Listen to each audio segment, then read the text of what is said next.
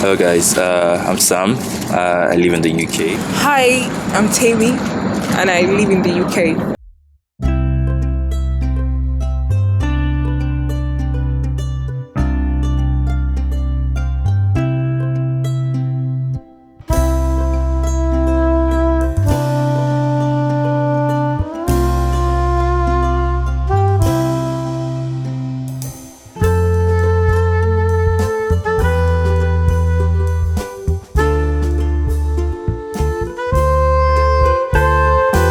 So, life in the UK as an international student, well, it's a little different. It's not a little, it's really different from Nigeria because, one, as an international student, you probably have to work, to survive. Unlike Nigeria, where your fees are paid and get some pocket money, but here, not like you can't get, but you have to work, so you have to combine some part-time jobs with your studies, and it's been challenging. It's really different culturally. It's really different from Nigeria in a lot of ways. Moving here, it took me time to really adjust. Actually, it took me time, but I think I'm flowing with the system now. It's getting better. So, say life generally in the UK has been interesting, intriguing, but nice. So you see, the UK is a different community, especially because kind of in the UK you have to work to exist, in quotes, literally, and so it's very easy for you to get stuck in that work schedule, doing stuff because you have to get money to pay your rent and just to go out and do other things. So it's quite a work-oriented society in that sense. People that don't have jobs are, I don't want to use the word looked down on, but they're kind of looked at in a certain way. I've experienced it, and as an immigrant, getting a job is probably going to take a bit more time than someone that was born here. Probably because of the background. I have lots of friends that have to, or personally had to apply lots and lots of times to get jobs or get interviews and stuff like that. So persistence is the key. Yeah, my personal work with God since coming to the UK. Of course, yeah, there's been ups and downs. First, when you were coming, you have a different, perception and perspective or ideas of what it looks like, while you're moving here. But getting here, you see it's a little different, and that can shake you. It can shake you if you're not strong. So personally, getting here, settling down and adjusting can be a bit of work, and I can say it personally had a toll on me in my personal work. It definitely had a toll on me, especially when I was applying for jobs and I wasn't getting it. Gosh, I was discouraged. I was discouraged because I'm I have this degree, I have that. Why am I not getting callbacks? Why am I not getting interviews? So, but then you have to ease into it, be patient, and don't be anxious, because there are times and there are seasons, and always know that God is for you. So basically, my personal work with God, it was a bit challenged, but I think we're moving forward. So since coming to the UK,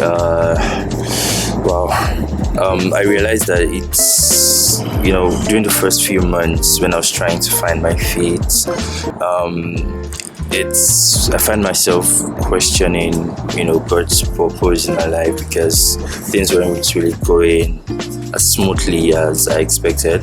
And so it kind of took my mind to, those instances where we judge God based on what He does for us rather than who He is exactly. So in that sense, that's kind of built my faith up in him. I learned to trust him more, and basically in most situations I find myself, I always understand that there's an orchestration by God. There's a purpose or a reason why God is bringing certain things my way. So in terms of building my faith with God, that's quite improved. Also, let's talk practical steps. Reading the Bible, bro.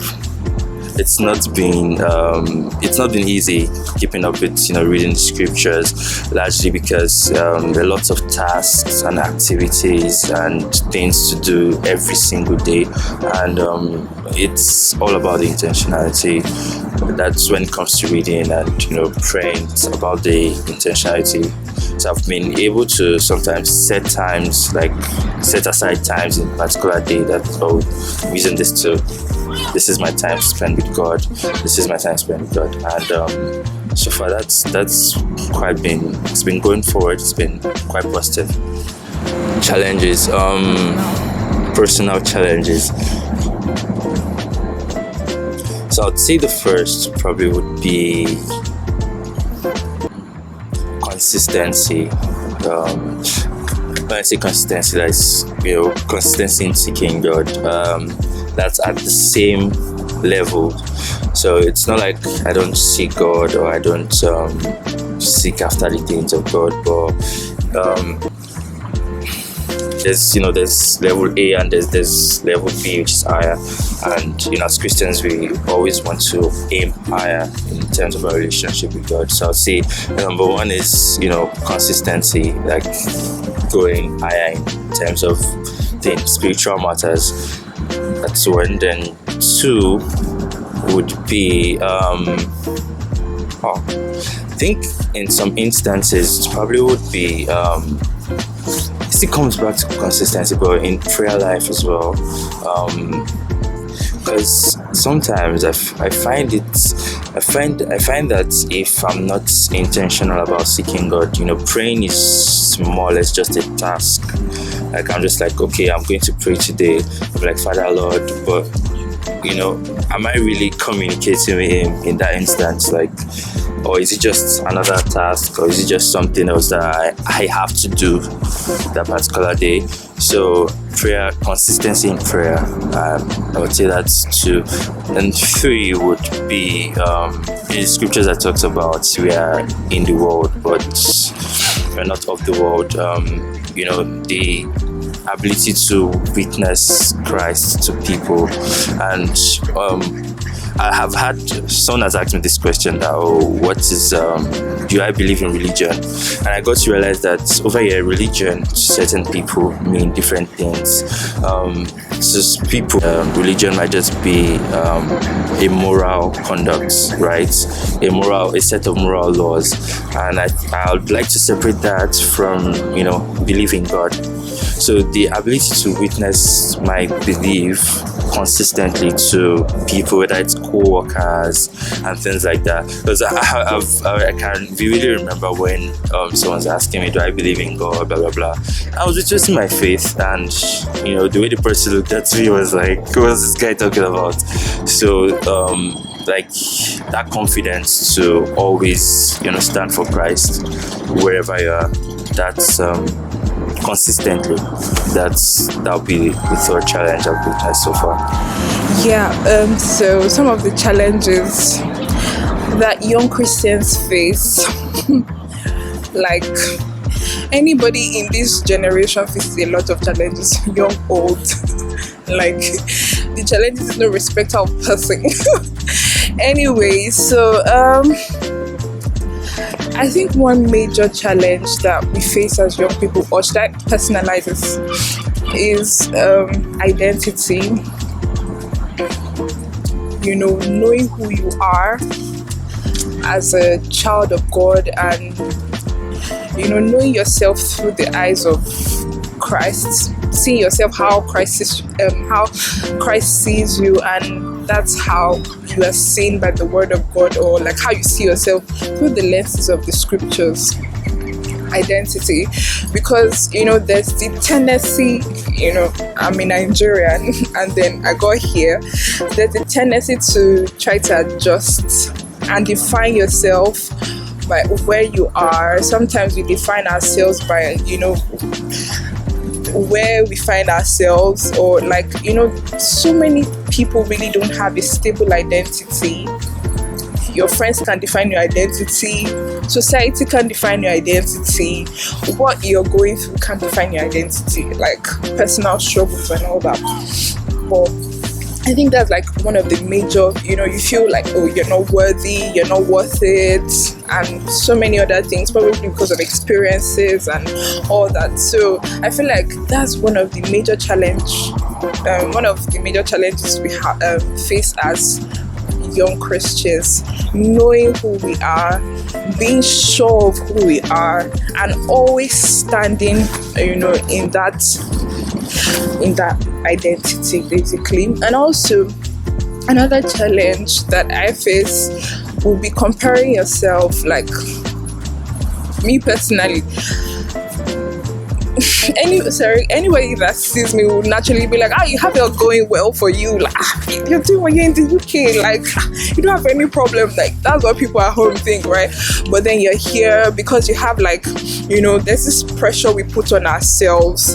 Oh, you should be here at a certain time. You put this, oh, by now I should be doing this, I should be doing that. So when you're not doing it, or you go on social media, that's another challenge. You go on social media and then you're seeing somebody else who looks like everything is going well for, and then you're comparing yourself, and comparison is a thief of joy. My brethren, don't go down that route, because you don't know what someone else is going through. You don't know their story. Please don't be fooled by social media and I'm not saying everybody has what they're going through, so don't compare your process with someone else's process. That's one that will make you ungrateful to God for everything He has done for you. So for me, that's another challenge. And the last one will be finding purpose.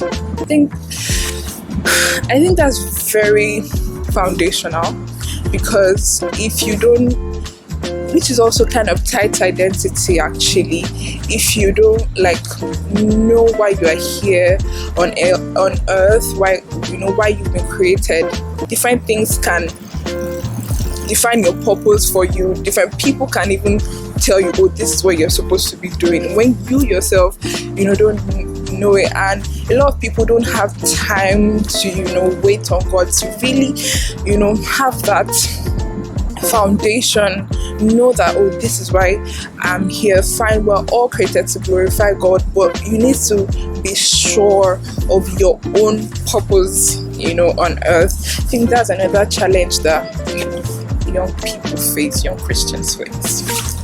Purpose, identity, and the last one, comparison. That's really a challenge or something I've had to deal with personally. So that's so this is my advice to young Christians coming to the UK. Identify or align yourself with the right community, right Christian community.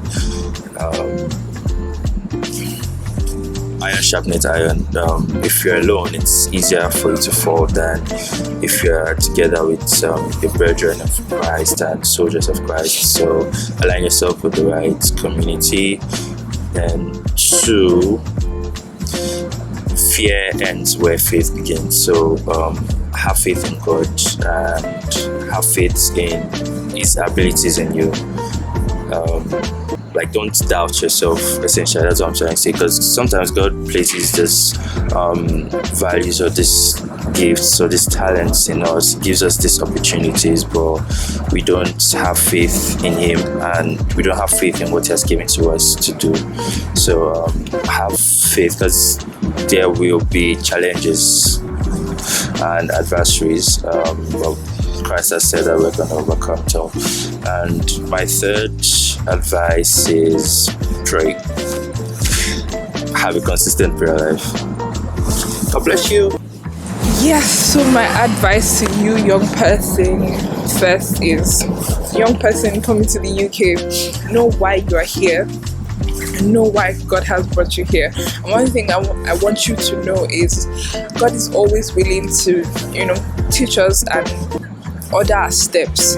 So first, know why you are here and stay close to God.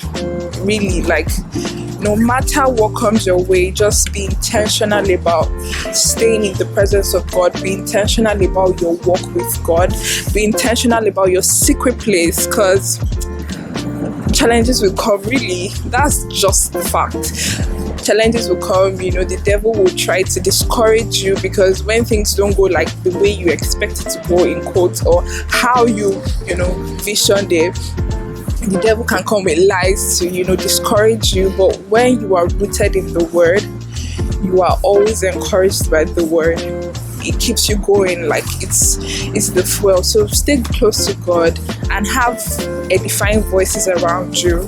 Have people who are speaking life to you consistently. You will all need that at some point. You definitely need that. And keep trusting, keep having faith, and you'll be fine. Thank you. Bye.